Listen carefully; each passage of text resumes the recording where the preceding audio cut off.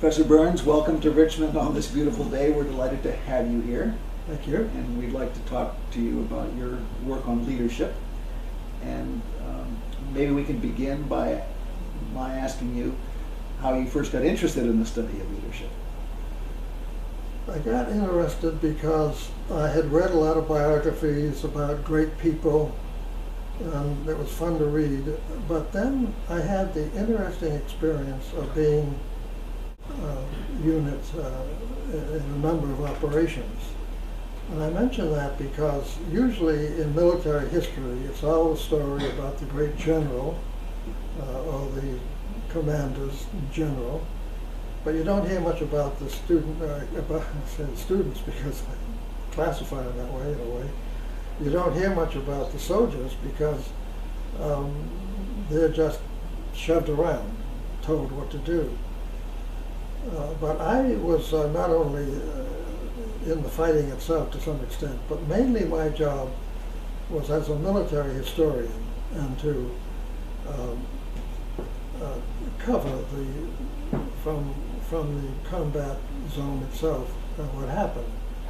And what interested me was that when we assembled the troops after the operation to go through what had happened and found out exactly what happened in the very front line, you kind of lost the officers and captains and majors, and you saw a kind of grassroots leadership on the part of the soldiers, where a corporal and a private were arguing out, let's go that way, and no, Bill, and so on. But you got a sense of leadership arising right from the ranks. So that greatly influenced me coming back into civil life, civilian life, to look at to what extent do we exaggerate the role of the leaders that we hear so much about and minimize the role of leadership at the grassroots.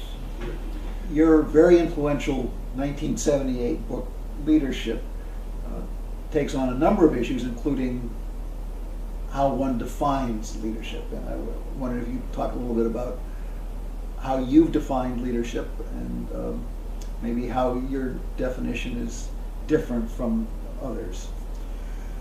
I define it in a rather unique way in that, to me, and it gets back to what I said earlier, leadership is followership, and followership is leadership.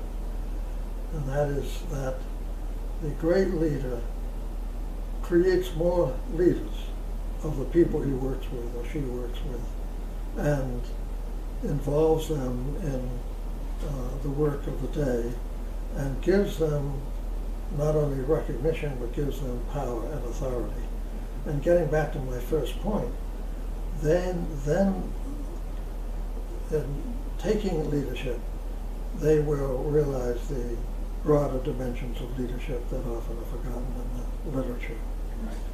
Let me ask you about your concept of transformational or transforming leadership. I'm not sure, by the way, that there's a difference between those two terms. They're both used, and you've touched on two aspects that I understand to be involved in the concept of transformational leadership.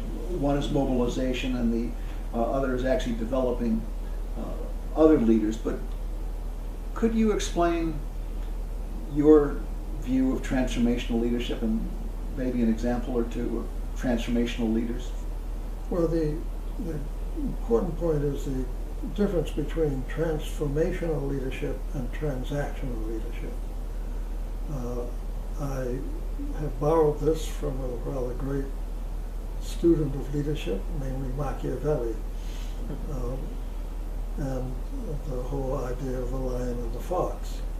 And Roosevelt was both the lion and the fox. But you have to go from there to the problem of developing on a systematic basis some kind of either party support or personal support. And Roosevelt, as a lion, developed a great personal following, obviously.